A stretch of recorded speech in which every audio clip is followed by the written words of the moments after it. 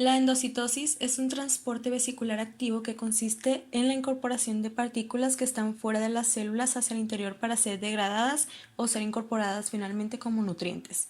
En las células eucariotas pueden funcionar como mecanismo de defensa o para la incorporación de nutrientes.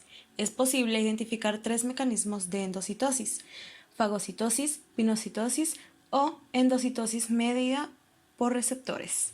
Por lo general, estos tres mecanismos se forman vesículas, de los cuales se denominan endosomas.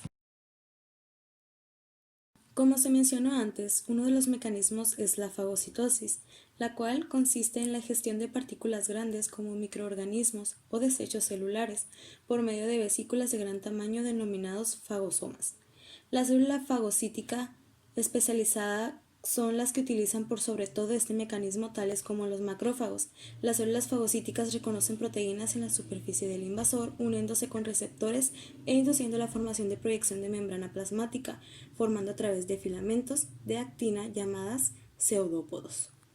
En esta imagen es posible ver estas prolongaciones de membrana que están atrayendo a estos microorganismos que corresponden a los pseudópodos.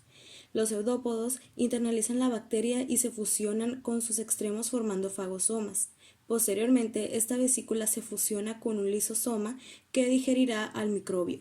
Este mecanismo, por tanto, no solo es importante para términos de nutrición, sino también para defendernos contra microorganismos invasores. Implica la ingestión de líquidos y moléculas pequeñas. Las células eucariotas digieren de manera continua parte de su membrana plasmática en forma de vesículas pinocíticas que más tarde se devuelven a la superficie celular. La velocidad de internalización de vesículas dependerá del tipo celular. Esta es indiscriminada, es decir, simplemente endocita en cualquier molécula procedente en el líquido extracelular, aunque depende de señales favorables del medio. Este mecanismo puede ser mediado por clatrinas, moléculas que van a ir a formar las imaginaciones, o ser independiente de ellas. También pueden producirse una magna pinocitosis, la cual, a través de prolongaciones de membrana formadas por actina, la célula endocita una mayor cantidad de líquido extracelular. Aquí es posible observar una microfotografía electrónica que muestra una secuencia de acontecimientos en la formación de la vesícula recubierta a partir de la trina que forman esta fosa. Después de desprenderse de la membrana plasmática, las vesículas pierden con rapidez su cubierta y se fusionan con el endosoma, mas el líquido extracelular queda atrapado en la fosa a medida que se imagina y forma una vesícula. De esta manera se internalizan las sustancias disueltas en el líquido extracelular. Por lo general, esta captación de líquido se equilibra con la pérdida durante exocitosis. Por otra parte, existe la endocitosis mediada por receptores, en la cual, a diferencia de la pinocitosis, las macromoléculas de líquido extracelular se unen a los receptores complementarios en la superficie celular e ingresan a la célula como complejo macromolecular receptor dentro de vesículas recubiertas por platrino. Estas representan un mecanismo selectivo de concentración que aumenta la eficacia para internalizar determinadas macromoléculas en comparación con la pinocitosis. Un ejemplo de esto es la capacidad de células animales para captar colesterol que requieren para elaborar una nueva membrana. El colesterol es muy insoluble y se transporta en la sangre unida a proteínas en la forma de partículas denominadas lipoproteínas de baja densidad o LDL. La LDL se une a receptores en la superficie celular y los complejos receptores LDL se ingieren por este mecanismo y se envían a los endosomas. El interior del endosoma es más ácido que el andosol o el líquido extracelular, de modo que la LDL se disocia del receptor. Los receptores regresan a la membrana plasmática en vesículas de transporte para ser utilizados, mientras que la LDL se transferirá a los lisosomas. En los lisosomas, las enzimas hidrolíticas degradan la LDL, se libera el colesterol que se digiere hasta el citosol, donde queda disponible para la síntesis de una nueva membrana. Los receptores de LDL de la superficie celular son continuamente internalizados, estén o no con LDL.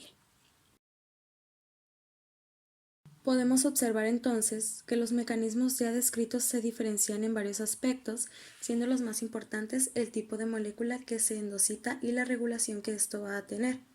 Tener claros estos aspectos nos servirá en un futuro para poder distinguir qué mecanismos de endocitosis está ocupando la célula y cómo éste podría verse afectado.